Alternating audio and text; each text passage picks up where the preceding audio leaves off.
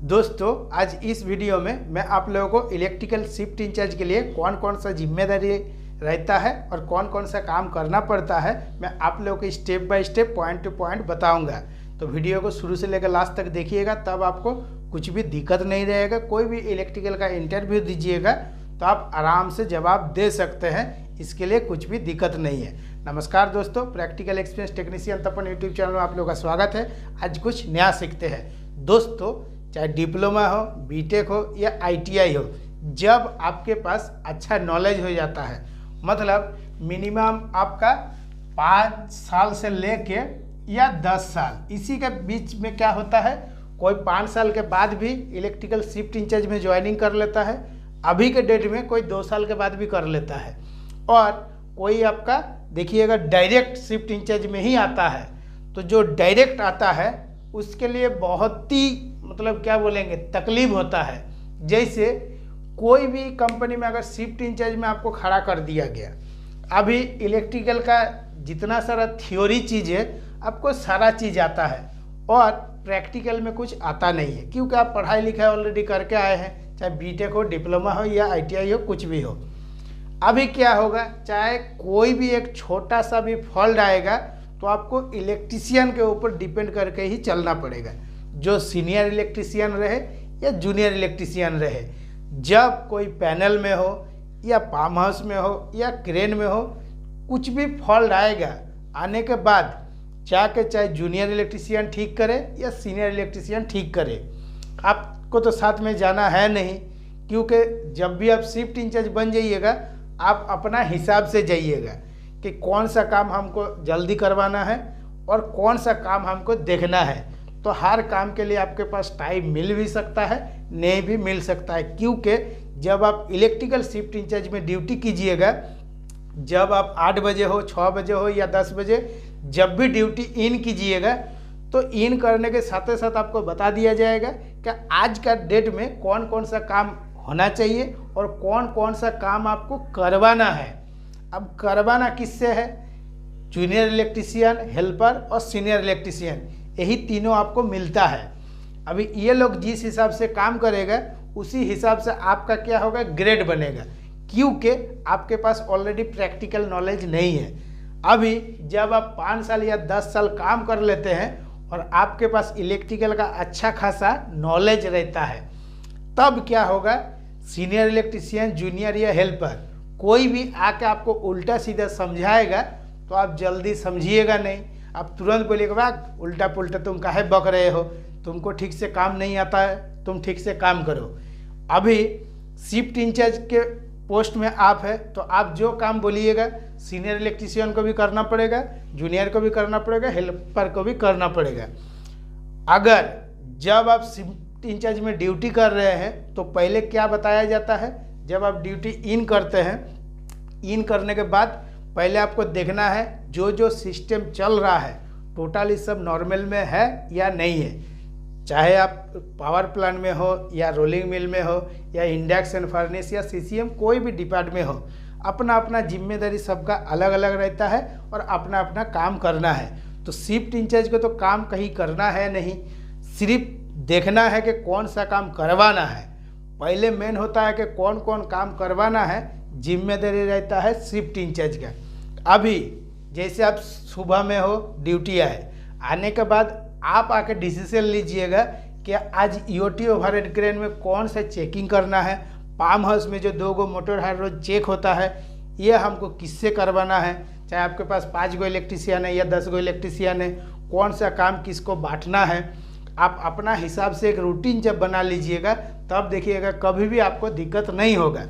और ख़ास करके जब भी आप इलेक्ट्रिकल शिफ्ट इंचार्ज में ड्यूटी कीजिएगा, जितना सारा जूनियर इलेक्ट्रिशियन रहे, हेल्पर रहे, सीनियर रहे, किसी के साथ आपको झगड़ा बिल्कुल भी नहीं करना है। जब आप कोई भी कंपनी में इलेक्ट्रिकल का इंटरव्यू दीजिएगा तब आपसे यही सब देखिएगा, घुमा फिरा के क्वेश्चन पूछेगा। आपका जो माइंड है सिर्फ माइंड को टेस्ट करेगा, आपको ये नहीं बोलेगा कि एक सीनियर इलेक्ट्रिशियन गलती करिएगा तो आप थप्पड़ मार दीजिएगा का, इस टाइप से कोई भी नहीं पूछेगा। घुमा फिरा के यही सब बात पूछेगा। क्योंकि दोस्तों मैं आप लोगों को एकदम पूरा क्लीन बता देता हूँ, कोई भी अंदर में बात छुपा के रखता नहीं हूँ और मैं आप लोगों के साथ ऑलरेडी 20 साल का एक्सपीरियंस शेयर करता हूँ। जब आपका इलेक्ट्रिकल का इंटरव्यू होगा तो देखिएगा, इलेक्ट्रिकल शिफ्ट इंचार्ज के लिए फर्स्ट जो क्वेश्चन रहता है वो रहता है ईओटी ओवरहेड क्रेन में। अब जो कॉमन क्वेश्चन है, कॉमन क्वेश्चन के बारे में मैं आप लोगों को ऑलरेडी बताया हूँ कि कितना किलोवाट का मोटर था, कौन सा पैनल था, कितना किलोवाट में चलता था, ये सब नॉर्मल क्वेश्चन हो गया। जो मेन जगह में आपको आंसर देना है वही मैं आपको बता रहा हूँ। ईओटी क्रेन में से ज़्यादातर आपका प्रोडक्टिव पैनल के बारे में ही पूछेगा, ठीक है। कोई भी कंपनी में आप इंटरव्यू दीजिए अगर इलेक्ट्रिकल शिफ्ट इंचार्ज में ड्यूटी करना है। ईओटी ओवरहेड क्रेन हो गया, और इसके साथ आपका आ जाएगा स्टार और डेल्टा वाला मोटर। ऐसा क्वेश्चन पूछेगा जो आप कभी सुने ही नहीं है। बोलेगा स्टार और डेल्टा वाला जो मोटर, मतलब स्टार डेल्टा में जो मोटर आपका चालू होता है, जैसे ही आप चालू कर रहे हैं तुरंत आपका 200-300 एम्पियर ले रहा है, क्या फॉल्ट हो सकता है। तो उस टाइम आपको क्या बताना है कि मोटर में जब आपका लेयर शॉर्ट होता है तभी इस टाइप का होता है। और इसके ऊपर देखिएगा, मैं वीडियो बना के भी ऑलरेडी आप लोगों को समझाया हूँ, बहुत दिन पहले, 2 महीने पहले ये सब मैं कंप्लीट कर दिया हूँ। सारा वीडियो बनाने के बाद आज मैं ये वीडियो बना रहा हूँ। तब क्या होगा, जब भी आपको कोई वीडियो नहीं मिलेगा फटाफट मेरा यूट्यूब चैनल में सर्च कीजिएगा या प्लेलिस्ट में जाके चेक कीजिएगा, हर टाइप का वीडियो आपको मिल जाएगा। इसके बाद दोस्तों आ जाता है, आपसे पूछेगा जो हमारा ट्रांसफार्मर रहता है स्टार डेल्टा वाला, ये किसके लिए रहता है, पैनल के लिए रहता है। तो स्टार डेल्टा ट्रांसफार्मर हम लोग क्यों लगाते हैं, एक नंबर।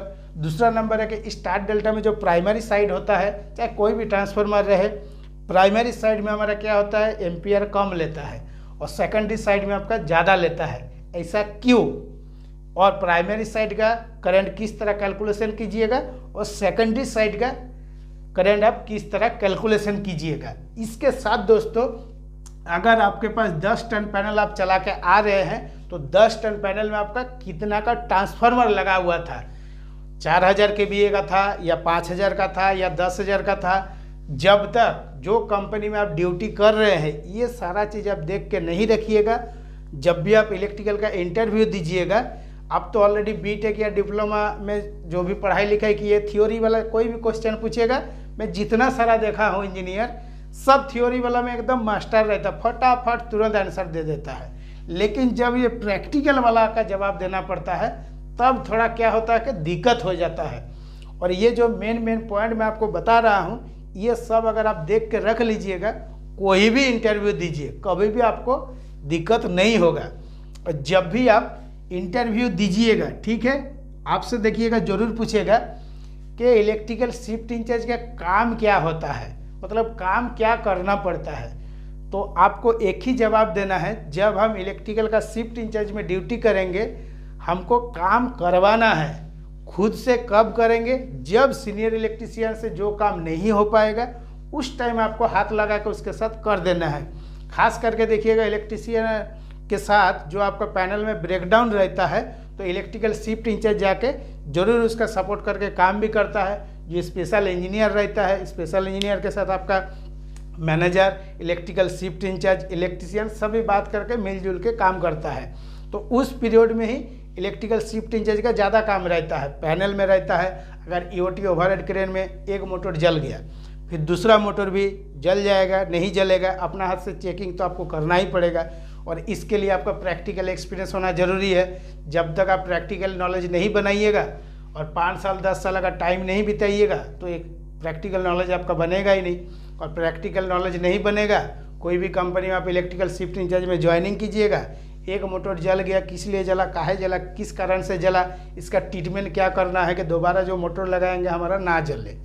तो ये सारा बहुत सारा ऐसा पॉइंट रहता है इलेक्ट्रिकल शिफ्ट इंचार्ज के माथा के ऊपर। और जब आप मान लीजिए कि कोई कंपनी में ड्यूटी कर रहे हैं तो इस जगह में आपका 1 घंटा 2 घंटा ब्रेकडाउन हो गया, तो जवाब कौन देगा? जवाब तो इलेक्ट्रिकल शिफ्ट इंचार्ज को ही देना पड़ेगा।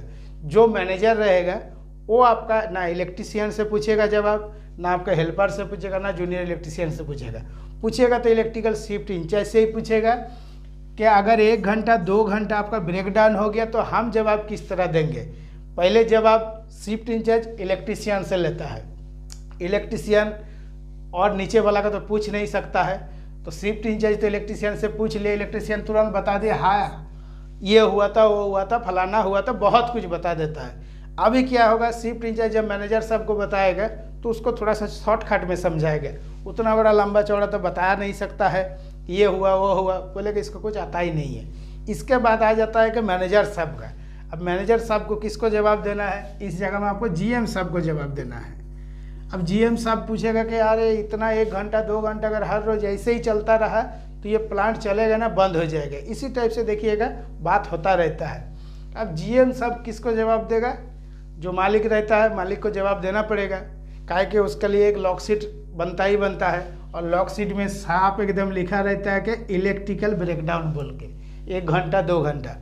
तो इस टाइप से अगर मान लीजिए कि 1 दिन 2 दिन 10 दिन 15 दिन देखा गया, आप नया नया इलेक्ट्रिकल शिफ्ट इंचार्ज में ज्वाइनिंग किया और ब्रेकडाउन का आप कंट्रोल नहीं कर पा रहे, ऑटोमेटिकली आपको साइड करेगा या दूसरा कोई साइड में भेजेगा, दूसरा कोई नया इलेक्ट्रिकल शिफ्ट इंचार्ज जरूर लेकर आएगा।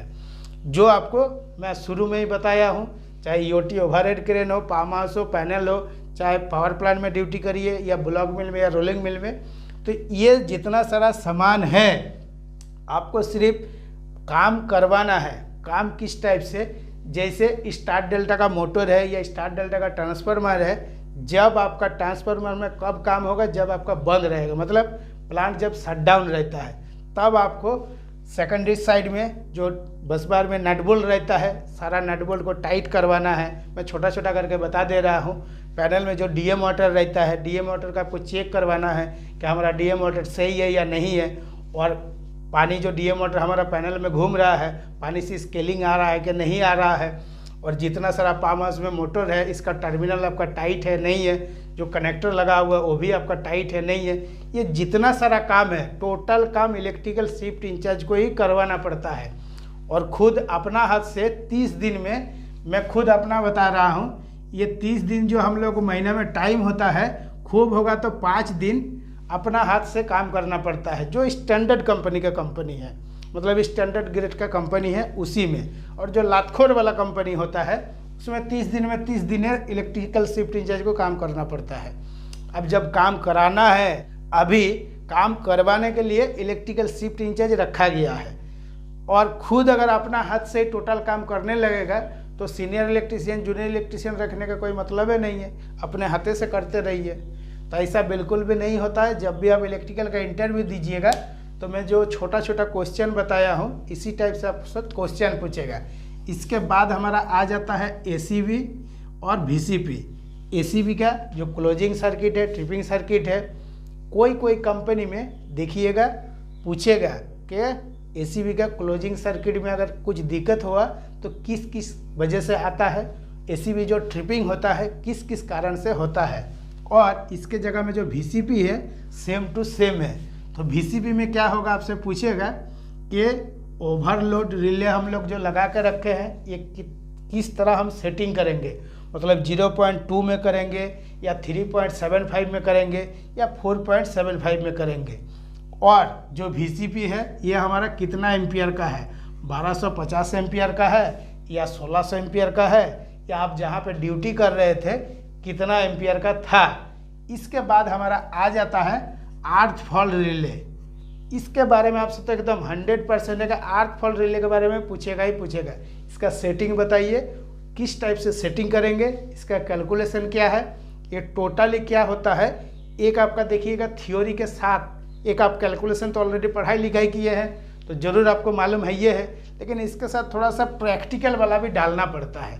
कौन सा, जैसे अर्थ फॉल्ट में आपका ट्रिपिंग आया तो अर्थ फॉल्ट आपका 0.1% में सेटिंग था।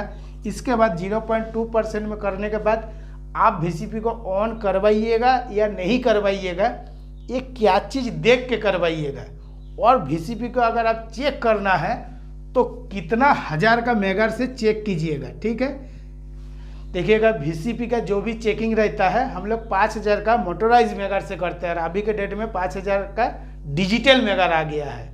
तो डिजिटल मेगार से भी चेकिंग आपको पहले से करके एक्सपीरियंस बना के रखना है, क्योंकि इस जगह में मैं दोस्तों आप लोगों को बताया हूँ कि 5 से 10 साल जब आप ड्यूटी कर लीजिएगा उसके बाद इलेक्ट्रिकल शिफ्ट इंचार्ज में अगर आप ड्यूटी ज्वाइन कीजिएगा, जल्दी आपको कोई हिला भी नहीं पाएगा, चाहे प्रैक्टिकल का क्वेश्चन रहे या थ्योरी का रहे या कोई भी कंपनी में जाकर आप ड्यूटी जब कीजिएगा या इलेक्ट्रिकल का इंटरव्यू दीजिएगा तो क्या होता है, साथ में आपको बहुत ढेर सारा इज्जत भी मिलेगा।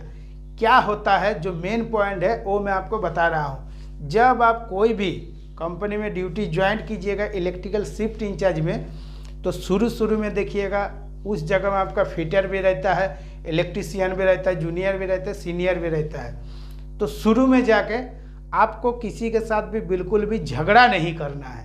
एक बार किसी से झगड़ा कर लीजिएगा, पूरा जितना बड़ा टीम है सबको वो बता देगा। और ये होता है आपका प्राइवेट कंपनी में जो रियल ओरिजिनल बात है वो मैं आपको बता रहा हूँ। और अगर आप किसी से झगड़ा नहीं कीजिएगा तो आपका दुश्मन एक भी नहीं बनेगा, और दुश्मन आपको कभी बनाना भी नहीं है।